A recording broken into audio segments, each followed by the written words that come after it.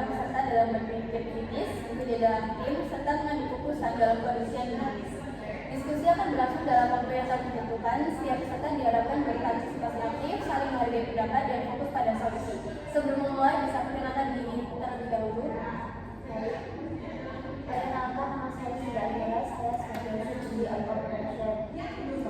Nama saya Daniel Syafika dari Studi of Finance. Nama saya Sudahira Fadila dari studi of Information System. Nama saya Sari Molita dari Studi of Oke, baik. Setelah sudah perkenalan diri, ini saya berikan sinopsisnya. Silakan dibacakan. Pemimpin, bagaimana Anda menetapkan prioritas dalam kondisi tengah proyek 14 hari keterlambatan vendor, keterbatasan SDM, serta adanya permintaan fitur tambahan dari direksi? Strategi apa yang Anda ambil untuk menyelesaikan proyek, membagi tugas tim, dan juga strategi apa yang Anda ambil untuk menyelesaikan proyek, membagi tugas tim, dan juga mengomunikasikan kondisi ini kepada direksi? Saya akan memprioritaskan penyelesaian 4 fitur utama agar proyek selesai dalam 14 hari atau kurang dari lebih dari 2 minggu. Kemudian menangani keterlambatan vendor dengan menggunakan komunikasi cepat dan juga alternatif pada internal, sehingga membagi tugas tim sesuai dengan keahlian. Kemudian permintaan fitur tambahan dari direksi akan dijelaskan dampaknya, kemudian mengusulkan untuk fase berikut. Kemudian kondisi proyek saya disampaikan ke direksi secara jujur dan singkat dan berbasis validated. Baik, kalau menurut saya kan dalam kondisi terbaru 14 hari kita juga akan ada keterbatasan sumber daya dan perubahan ketentuan dan regulasi. Langkah pertama yang saya ambil adalah saya menetapkan prioritas berbasis dampak bisnis dan risiko. Lalu fokus utama saya adalah memastikan fungsi inti sistem berjalan tujuan awal proyek. Lalu sementara untuk fitur tambahan dari direksi akan saya kategorikan sebagai bukti kalau akan must-have berdasarkan influensi dan kontribusinya berdasarkan nilai bisnis. Lalu saya akan melakukan strategi penyelesaiannya, yaitu dalam melakukan negosiasi proyek secara cepat. Lalu saya juga akan melakukan negosiasi dengan vendor untuk percepatan pengiriman produk ini. Lalu saya akan jika memungkinkan saya akan memecah modul menjadi versi minimum viable yang bisa segera diintegrasikan. Dari sisi internal, saya akan melakukan penyesuaian timeline mikro dengan pendekatan sprint singkat agar progres tetap terkontrol meski jumlah staf kita berkurang. Untuk pembagian tugas akan saya lakukan dengan prinsip fokus dan durasi. Tim yang tersedia akan saya arahkan pada aktivitas paling kritikal seperti komunikasi, pengujian, dan stabilitas sistem. Sementara pekerjaan pendukung akan saya tindak atau saya alihkan. Jika diperlukan, saya akan melakukan pertimbangan hubungan sementara dengan vendor atau unit lain untuk menutup kekosongan antara staf yang sakit. Lalu untuk hal komunikasi, saya akan menjaga transparansi dan kejelasan arah. Pada direksi, saya akan menyampaikan kondisi secara objektif disertai opsi solusi, dampak risiko, dan rekomendasi keputusan. Lalu saya tidak akan menutupi, tapi saya akan terbuka melaporkan semua masalah yang ada di lapangan. Oke, kalau menurut saya di sini akan menetapkan prioritas dengan bentuk CPM atau Critical Path Method untuk fokus jalur kritis agar selesai dalam 14 hari. Kalau fitur tambahan kan esensial via matrix change shower ditangani dengan vendor delay dalam pengiriman parsial dan juga cadangan.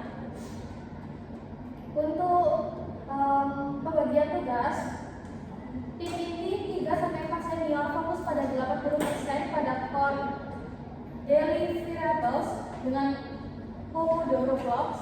Saya juga menambahkan procurement handle vendor recovery via negosiasi, penalti, dan supplier alternatif.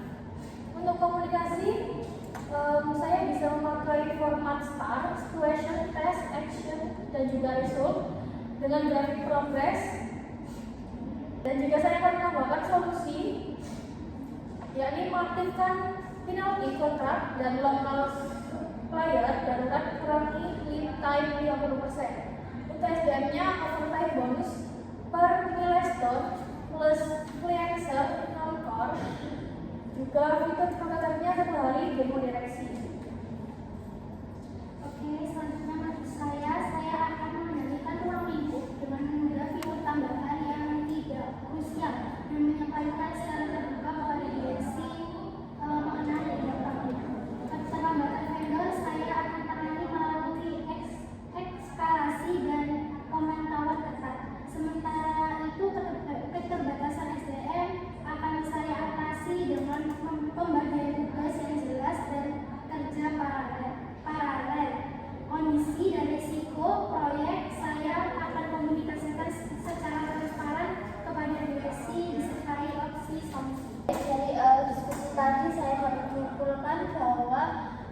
Fokuskan prioritas pada penyelesaian skop inti proyek agar target menjadi 14 hari tetap tercapai. Kemudian ruang itu dikendalikan dengan menunda fitur tambahan yang tidak esensial serta mengklarifikasikan permintaan baru berdasarkan urgensi dan juga dampak bisnis. Kemudian keterlambatan vendor ditangani melalui eskalasi aktif, negosiasi percepatan, serta opsi pengiriman parsial atau alternatif jika diperlukan.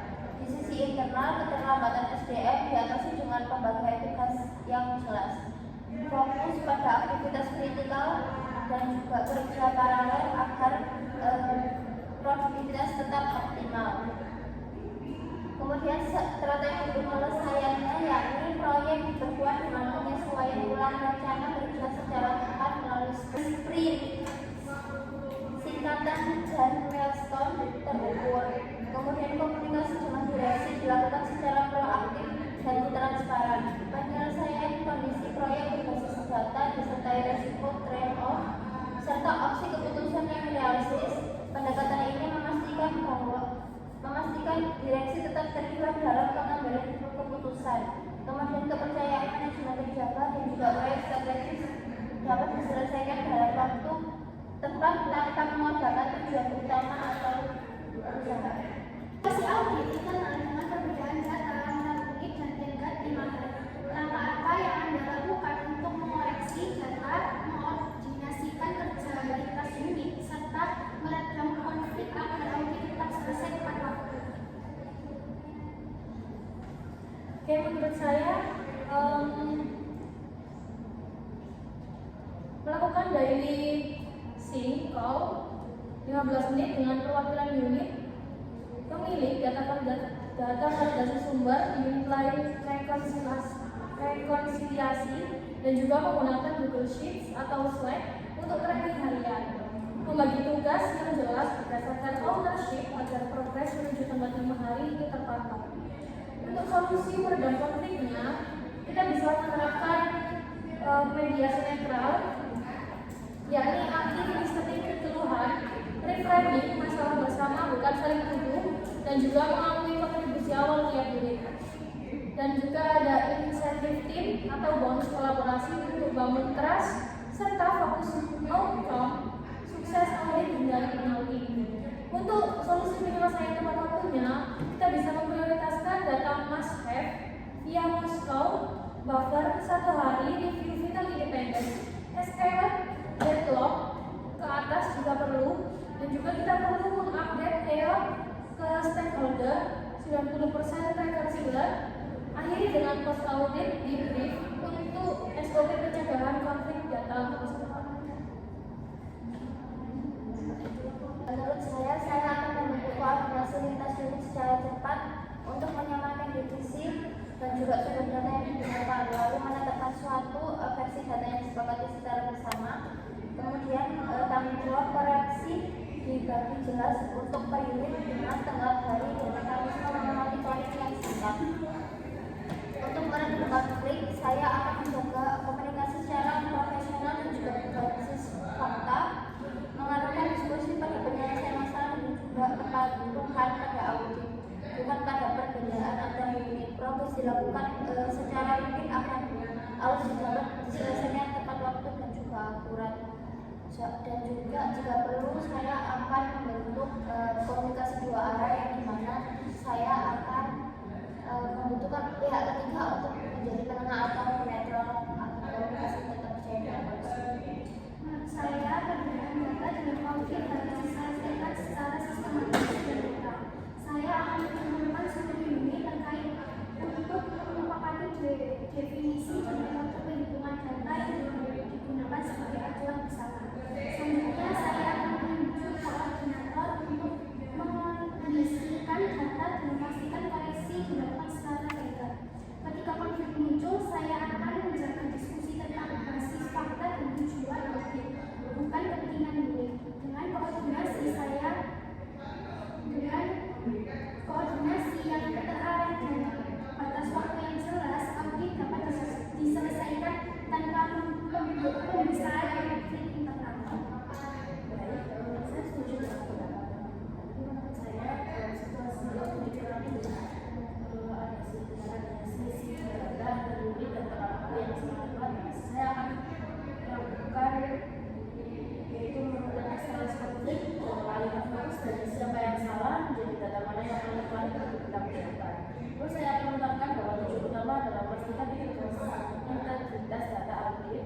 bukan mencari kesalahan individu atau individu.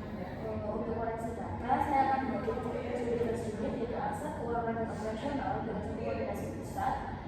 Tim ini akan bertugas melakukan data reconciliation dengan menambah satu sumber data alias sementara atau single source of truth, yaitu menyusuri perbedaan angka setelah mengidentifikasi titik proses yang menyebabkan ketidaksinkronan koreksi dilakukan berbasis bukti dan jejak data.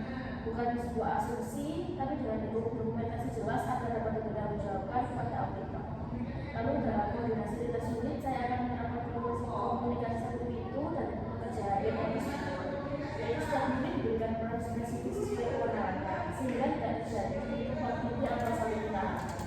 Lalu saya juga akan memastikan adanya update rutin yang fokus pada proses penyelesaian, bukan sebuah perdebatan. Lalu untuk penyelesaian konflik, saya akan mengambil peran sebagai regulator yang netral dan berbasis fakta. Saya juga akan menegaskan bahwa perbedaan data adalah indikasi normal sistem atau proses, bukan perbedaan individu. Dengan pendekatan ini, saya harap kebersamaan antara unit dapat ditekan dan kolaborasi kembali. Pada manajemen dan auditor, saya akan menyampaikan kondisi secara transparan, termasuk langkah koreksi yang sedang berjalan dan mitigasi risiko ke depan. Baik, dari beberapa pendekatan tadi kami simpulkan solusi pada eksklusivitas unit saat audit kita akan mengembalikan fokus seluruh pihak pada integritas dan akurasi data. Lalu langkah awal yang dilakukan adalah kita akan membentuk tim kecil lintas unit dalam waktu cepat untuk melakukan verifikasi bersama, menyamarkan definisi data serta mengidentifikasi akar perbedaan data. Satu sumber data acuan yang kita ambil adalah single source of truth dapat sebagai dasar koreksi agar proses rekonsilisasi berjalan objektif, terdokumentasi dan dapat dipertanggungjawabkan kepada auditor. Lalu untuk koordinasi lintas unit dijalankan melalui komunikasi satu pintu dengan pekerja harian yang terstruktur dan waktu yang jelas. Setiap unit diberi peran sesuai kewenangannya untuk menghindari tumpang tindih dan saling menyalahkan. Dalam mengelola konflik, pimpinan berperan sebagai mediator yang netral dan berbasis fakta. Lalu kita juga akan menegaskan bahwa perbedaan data merupakan isu proses atau sistem, bukan individu. Dengan pendekatan yang kooperatif, transparan dan terarah pada penyelesaian, audit dapat diselesaikan tepat waktu dengan hasil yang kredibel serta hubungan kerja antar unit tetap terjaga secara profesional. Baik, terima kasih kepada seluruh peserta atas partisipasi dan diskusi yang telah berlangsung. Kami mengapresiasi keterlibatan aktif, cara penyampaian pendapat, serta kerjasama di tuntutan selama sesi group discussion ini. Selanjutnya, hasil diskusi akan kami evaluasi sebagai bagian dari proses penilaian. Dengan demikian, sesi audit hari ini kami nyatakan selesai. Terima kasih atas perhatian dan partisipasinya. Selamat melanjutkan aktivitas.